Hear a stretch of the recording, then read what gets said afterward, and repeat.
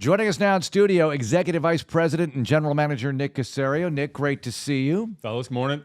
Well, tell us about this, because that was an interesting kind of game. You never know how a game's going to play out. How important is it for the team, the program, to be able to win different kinds of games? The bottom line in this sport is winning. So that's the focus. However you do it, that's the main goal and the main objectives. So took advantage of some of our opportunities in this game, played well defensively, made a few plays in the kicking game, made enough plays offensively, probably can do a little bit better job on third down, eliminate the turnover. So there's a number of things that you can always work on, especially early in the year. Those first handful of weeks, you're just looking for somewhat of improvement in your team. Your team starts to declare a little bit more. So we're in a good position, but anytime you can learn by winning and improvement's going to come hopefully with winning. So it was a great team win. I mean, anytime that you can win at home and beat a good team, so that's the goal and objective. So we're certainly excited about what happens Sunday night and looking forward to the opportunity that's in front of us on Sunday, which will be significant. Nick, through two games, you don't really, I guess, have an identity carved out for your team, but you kind of see where it's going. Do you kind of have a feeling of what this team really is, that's physical nature, how hard it plays, how fast it plays? Do you kind of sense that through a few weeks, or does it take a little while for that to develop? Yeah, I mean, I think defensively, you've seen that the last 2 years, like how we play, the speed, the urgency, the competitiveness, the intensity. You know, there's no more embodiment of the swarm mentality or mindset than how we play defensively. And we've had the same idea offensively as well. So ran the ball effectively week one, played physical, controlled the line of scrimmage. Good front that we played against Chicago there. The run game was a little bit tough sledding. We were able to pop a few runs there in the fourth quarter, in the second half. Made some plays in the passing game, had a few explosive plays. So each week's going to take on its own identity. And what you have to do is make sure you do enough in that particular game to put yourself in a position to win in the fourth quarter. And we were ahead going into the fourth quarter, had an opportunity to extend the lead there a little bit, and then won it in the end with good situational football, getting the fourth down stop. Well, you are right there near the top of the league in sacks, and I know it's not all about sacks, pressures, all of it figuring in, but it's coming from all over the place, and that has to be very key for you.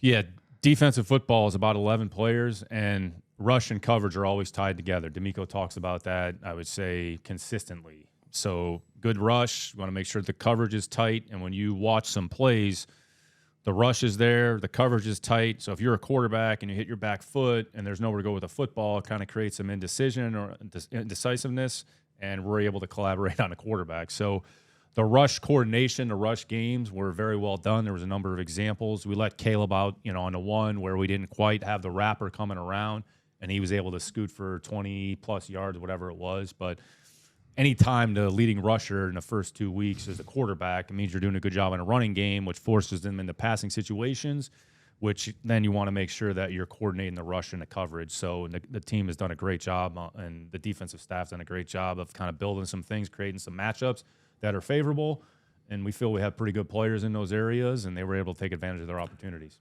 Well, I'm contractually obligated to ask some sort of pseudo-draft question, so I'm going to ask you this, kind of tying the two together. Pseudo. Pass rush has been good. Pass rush has been really good. But having two guys in Derek Stingley and Kamari Lassiter, a corner in particular, that have great ball skills. I mean, their hands are incredible. So here's where I tie it in. When you're looking at DBs, corners in particular, where do ball skills kind of rank in the things that you want to see from guys that play that position, Nick? John, it's certainly a component. So when you look at defensive players in general, you're looking for awareness, instinctiveness, tackling, the speed with which they play, their competitiveness, and then specifically in the secondary, their ability to track or judge or play the ball. Some players have a little bit more comfort level doing it. Other players aren't quite as natural. It's certainly a skill that you can improve or work on. We have two players that we drafted this year who we feel could play the ball, and you've seen that show up during the course of the spring. You've seen it show up in training camp, and it's shown up really in the first two games. Going back to Kalen's play in week one, Kamari really made two plays on the ball. We had one taken away with the penalty, but the ability to judge and track and play the ball, it's not an easy skill because a lot of times you're in phase with a receiver, you're running with the player, your eyes are on the receiver, and there's a lot of things that you're trying to figure out in order to find the ball. So you're looking at the receiver's eyes. Then you have to turn your head to find the ball. Where is the ball? Are you in position?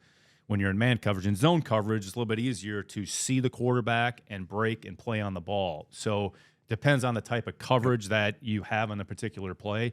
But just your hands, your ability to track and find the football, it's certainly something that goes into the evaluation, and we grade the player, whether it's good, whether it's average, whether it's below or average, and then whether or not that player can actually improve that skill.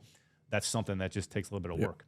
Texans running game right into adversity with injuries and whatnot. Not as smooth as week one, but you got the job done.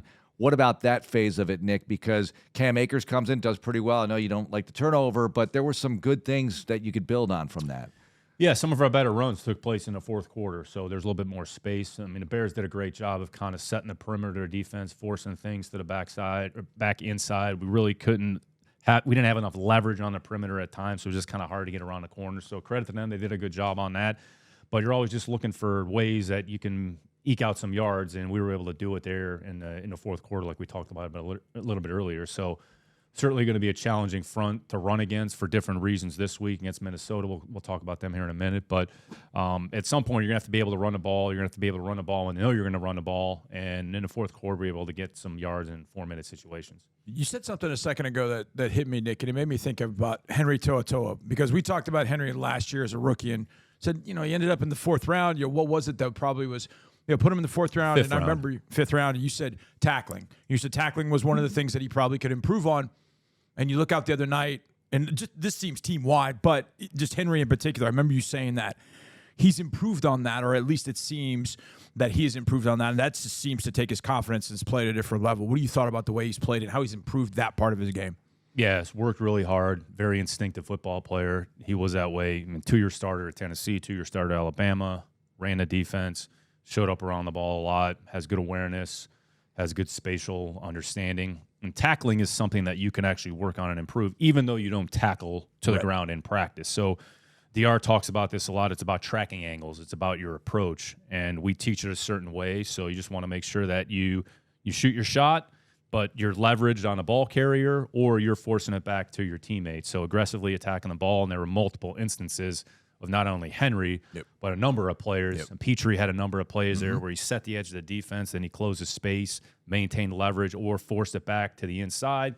And we talked to the defensive line about running out of the stack. So when the ball goes to the perimeter, your job is to turn, chase, and run. So all of it is tied together, which goes back to team defense. It takes all 11, and there's a lot of different components associated with that. How about C.J. Stroud's ability to not panic in the pocket, to create little spaces of real estate as the pressure is around him and be able to get the ball launched properly? It seems like he's really worked hard on that. It's a very unique skill, and sometimes it's about micro movements with quarterbacks, whether it's in the pocket or there are times where they're going to have to avoid the rush and make plays outside of the pocket. And C.J. did a great job. There were 2 or 3 plays where they had dialed up a pressure kind of into the play. It was kind of the perfect call. So then it was just about a football player making a play. But his ability to avoid and kind of lose ground, but then gain ground. And then we had 2 or 3 completions there kind of outside the pocket. But those subtle movements in the pocket, I mean, I would say when you watch Darnold play, and we'll talk about him in a minute, but he does a pretty good job within the pocket, even though he's not necessarily a runner per se, but does enough from a movement. And playing quarterback that's part of it. You're not just going to stand back there like a statue and just take the snap and throw the ball. You're going to have to move. You're going to have to slide. You're going to have to go up. You might have to go back. So there's a lot of things that go into it. And CJ does a great job in those situations. Okay, good win. All right, 2-0. Excellent. It's time to look ahead. Yeah. Let's do it. Put it in the back pocket. We're good. Let's move to week 3. You just mentioned it. Sam Darnold taking over as a quarterback for the Vikings. This team is 2-0, playing home again. Loud place, loud environment. Brian Flores, you know very well. Let's talk about the Vikings. And when you get to the defense, Nick, when we're talking about them, how has Flo changed his defense, if at all, from the time he was with New England to where he is now with Minnesota? Yeah, I'd say Flo is a very adaptable, very flexible, very good football coach. So I know he's the defensive coordinator, but Flo is probably one of the better coaches, just football coaches in the league. So they cause a lot of havoc for the opposing offense by the way that they play. So it's a very unique style of play. Not everybody can do it. I'd say Flo has kind of taken some elements, maybe the foundation, and it kind of evolved and morphed it into like his defense. And they've done a great job of putting that defense together, how they play. There's not too many teams that play with their style. Yep. They put a lot of, I would say, pressure on the offense more mentally as well as physically, because you have to be able to react to what you're seeing, and you have to just trust your rules, and it goes back to your foundation, which goes back to training camp. But I mean, their defense is, there's really good defense. They're good on the edge. I mean, signed JG in free agency, drafted Turner in the first round, so a good edge presence. Van Ginkel is a very unique kind of hybrid player who does a lot of things well, who's really a perfect fit for their defense. Cashman's probably one of their better players on defense. He had 13 tackles against San Francisco. He's fast. He's instinctive. And then the other linebacker, Ivan Pace, who wasn't drafted, he plays with his hair on fire. So they're good on the edge. They're good at linebacker. Harrison Phillips, who they just extended, gives them a good presence in the middle of the defense. They have some other guys they roll through. They roll Bullard in there. They roll Tillery in there. And really where they've been forced to make a number of changes on the perimeter because of, unfortunately, some mitigating circumstances. Lost the corner Jackson over the summer. Then they had another injury take place. So they signed Steph Gilmore, who has familiarity in Flo's system. They signed Shaq Griffin in free agency, who was here in Houston last year. So big, long corners. And then they kind of have a 3-for-2 system at safety, and they're all kind of hybrids. I mean, Harrison Smith, he's at the line of scrimmage, but then he's in the deep part of the field. Josh Metellus is a safety, but he's a linebacker. Yep. Cam Bynum is a former corner. Now he's playing safety. So they just have a collection of players that are very versatile and very adaptable, and Flo puts them in a position where they can put stress on the offense. So, and they've done a good job in these first 2 games, no question about it. What's Sam on offense? How is Sam, and what's that offense look like? And how is it different maybe with Sam than maybe been with JJ? Yeah, so, everything, this organization starts with KOC. Kevin does a great job. Kwesi have done a really good job of kind of putting this team together, and they've dealt with a lot of adversity and a lot of challenges, and JJ was getting a lot of snaps there in the preseason. I think they felt Sam was probably going to play at some point, but Sam has played really good football, and I think the benefit for Sam is he can play through the lens of a quarterback through Kevin, right? Kevin has a good feel for what it's like to play quarterback because he played quarterback. So I would say very sound system, very efficient. Sam is, he's drafted 3 overall for a reason. He's a good athlete. He's got a good arm. He's smart. He's done a good job of executing their system. So he's played well. Kevin's put him in a position. Anytime you have an opportunity to throw to the best receiver in the league, you're going to take advantage of that. He goes 97 the other day. He's behind a defense, and everybody knows he's going to get the ball, but you still can't cover him. So Sam's played well for them. They signed Aaron Jones, and I've seen between him and Chandler, they kind of have a good 1-2 punch there. So they can run the ball, they can throw it. They have a real solid offensive line. Extended Darisaw in the offseason. O'Neal extended him a few years ago. Bookend tackles, Bradbury, Ingram, Brendel. So, and then complimenting JJ, the guy that's kind of stood out in training camp is Naylor, who wasn't very highly drafted or thought of, but he's kind of emerged. Addison's been in and out, but they put a lot of stress on the defense with the number of skill players that they have, and Kevin has a good feel and sense of how to call a football game, and there's a reason that they're 2-0, and then you combine that with they're one of the better teams in the kicking game to this point, so there's a reason they're 2-0, which is why it's a pretty significant challenge here that we're going to see here on Sunday. You mentioned Darnold, and quarterbacks obviously always in the news, highly drafted quarterbacks. How important is fit in their success? Because Darnold, maybe it wasn't a fit with the Jets. We don't have to get into all that, but he's in San Francisco last year. Now he's in Minnesota, maybe somewhat similar in certain ways. What about fit for the quarterback's development, Nick? For better or for worse, everything focuses and centers on the quarterback, but you have to look at it holistically. So there's always there's so many components that go into it. So what's the system? What's the scheme? Who's the coordinator? How are you being coached? What's being taught? What's the rest of the composition look like offensively? Do you modify and adjust as you go? So there's so many different factors that go into it. Say Sam has taken advantage of his opportunities. Sure, he learned a lot last year playing for Kyle and being in that system. And then he looked at an opportunity in Minnesota. He probably knew I'm going to go into a situation where they're probably going to draft a quarterback, but I'll have an opportunity to play. And Kevin's a really good offensive coach, so it seems like the marriage has worked out well for all parties involved. So every situation is different. It's always going to be case by case.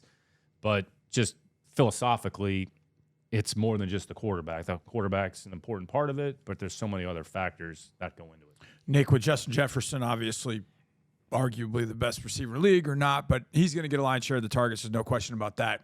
But there's no TJ Hawkinson. How have they sort of changed or adapted to not having Hawkinson, who was a good outlet for the previous Vikings quarterbacks? Yeah, Hawkinson is a huge part of the passing game. I don't want to say 90 balls, whatever it was last year. So he's a tight end, but he's really a receiver. So the tight ends that they have, Oliver's a little bit more of an on-line of scrimmage presence. So they have another, their second, second and third tight end. They kind of use them a little bit differently. So probably be some combination 11 and 12 personnel. So who the third receiver could maybe help take the place of Hawkinson. You don't really replace Hawkinson per se, but you play a certain way. So they figured out a way. They played with Hawkinson last year. Play without they played with 86 quarterbacks last year and play without TJ. And then this year they've had to play a little bit differently. But TJ's a good football player, but we want to deal with him. So we'll have to deal with the rest of them. Well, we were there in 2016, and it was extremely loud. So you tell us some of the louder stadiums you've been in, because this one really stood out to me personally, and I think Johnny too. Yep. But what do you think overall? Yeah, no, anytime you play on the road, you have to deal with the environment. They got a great crowd out there. I mean, Skull Nation, I'm sure we'll be ready to go here. But just specifically two of the probably more difficult places to play, I would say Denver is always a hard place to play. I mean, that environment, barely can hear yourself talk. And then Seattle, played out there a few times. So even though those are two outdoor stadiums, it's almost counterintuitive. You're playing outdoors, but it's as loud as any as playing inside. So it'll be a challenge. I mean, noise will be a factor. Communication will be a factor. They'll be juiced up and ready to go, I'm sure. So hopefully we can deal with the Vikings and the rowdy crowd. When you were in New England, Kevin was with you guys for a while, right? As a player, maybe as a coach, I can't remember. Yeah, we drafted Kevin in 2008. So Kevin was kind of a developmental quarterback, had really good athletic traits, was really smart. There was some qualities that we liked about him. So we were in a position where Brady was obviously the starter, but the backup, the third quarterback, always trying to kind of get another quarterback in the system to potentially become the backup. So Kevin played a bunch at San Diego State and was raw. He'll admit this. He said this, that he was kind of raw, but is very smart, was athletic, moved well. And we had him for a few years, and then he ended up moving on. I think he was with the Jets for a little bit, and then once he was done playing, then he kind of started working in a variety of different capacities. But he's been able to work with a lot of good coaches. I mean, he worked with Coach Pettin, he's been around Coach Pettin. Coach Pettin's on their staff, has experience with Coach McVay and his system. So a lot of coaches, they take elements of different systems. And Kevin was in Washington for a period of time, but Kevin's a great guy, very smart, very bright offensive coach. And you've seen some of the coaches that have worked for Sean or worked with Kevin are littered throughout the league. So, but yeah, we had Kevin we drafted him in the third round in 2008. So. What's it like here, Nick, with the continuity you've been able to maintain with the coaching staff, working through the second year of the D'Amico Nick era with CJ involved and all the staff members as well? The more time you spend together, the better, typically. And then maybe not everybody feels that way, but you just have a better understanding of the flow of everything. Schedule, system, how to practice, how to adjust, how do we want to handle the game, the communication that goes on during the course of the game. So anytime that you can work collaboratively over the course of multiple weeks, months, years, it's advantageous for everybody involved. So as long as you're doing the right things and you're having some modicum of success, then you want to try to keep it together. We also understand this league is designed where people are going to move on, you're going to lose people. So do you have enough of an infrastructure in place that you can replace staff, coaches, players as they leave? So there's a short term, but there's also a long term component as well that you're certainly cognizant of. Nick, it's always talked about at some point where, well, this guy played for this team, and now he's playing for this other team. He's going to face his old team. And the Vikings got a number of guys that did play for Houston. We got a former Viking that now plays for us. Is that overblown, where you have players that played in different places and then also they're playing against their former team? Does that kind of get overblown? Like, oh, they're going to know what they're doing because they played there last year? It's probably more common than you realize. Players change teams often, right? So typically you're going to see a number of players that were either in your building, they were in another building, they're going to come through your building.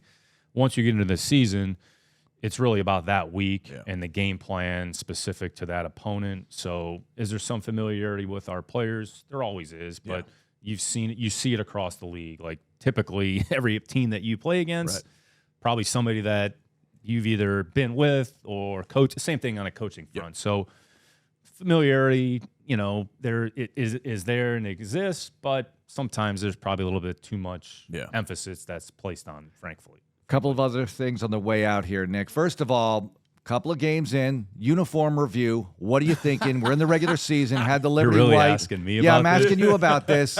What do you think of those person. Bears orange uniforms? Yeah, you don't have to get into that. I thought it was pumpkin season, so no.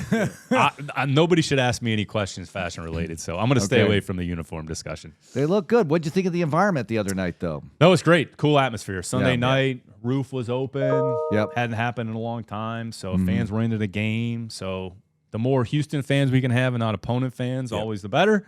But overall, it was and the players felt that environment. So I think D'Amico wanted to crowd into the game a little bit more. We was just trying to hype him up a little bit. So he was. Yeah. that'll be the next thing when we come home in a couple weeks. So just make sure the crowd's into the game for the full 60 minutes. So when you go out scouting, not to say that there's 100% analogous situation out there, but what's a place where you go out scouting where you know, like, man, I'm going to walk out of here with a headache because this place is loud. This place is really loud, and I know I'm going to have a headache after Earlier this in one. my career, I happened to see Oregon. It was like a Thursday night or Friday night. Yeah. I mean, it was loud as hell. Yeah. That was like a really cool environment. So, and then the year, forget what year it was, LSU, Georgia, Mettenberger, Jeremy Hill, 13, Odell Beckham, 13, Landry, 13, and Georgia, they had a complement of players as well. Mm-hmm. It was packed, and it was loud, and it was like a who's who on the sideline. It was like a swarm of people on the sideline. So there's some pretty cool college environments, but I would say those are a couple that kind of stand out. Finally, today's show did a feature on your cafe, on the Performance Cafe, workers, the way they set everything up for the players, individualize what's needed. What about that? What goes into that, and how important is that for your team's success? Yeah, for them to be recognized and for them to be profiled, honestly, the more people to see that, the better. Like how selfless, how committed they are to the team, how they just want to serve the players and the staff, and to be able to have sort of customized service, customized meals. Our job as best we can is to provide, we've talked about this, is to provide as many resources to players as much as possible, give them the things that they need to be successful. And with the support of ownership, that they give us the ability to, have high-quality food. The nutrition staff, starting with Ladd Harris and their entire group, Amy, Jacob, I mean, they're very invested in the team and the players. And what you fuel your body with makes a difference. Mm-hmm. So for them to profile that and profile maybe some people that aren't really talked about as much or aren't in the public eye, just to show like how important they are to the overall success. D'Amico's talked about this. Everybody that's in our building has an impact and touches the players at some point. And if they're doing it in a way with the right attitude, with good energy on a consistent basis, the players appreciate that. So we kind of have a fiduciary responsibility to provide that for them. So that's cool that they were able to profile those folks. As long as it passes your standard, we're good, right? You can always find something to eat in that Performance Always, Cafe. absolutely. All right. Absolutely. Nick, thanks a lot. Good luck. Thanks, fellas.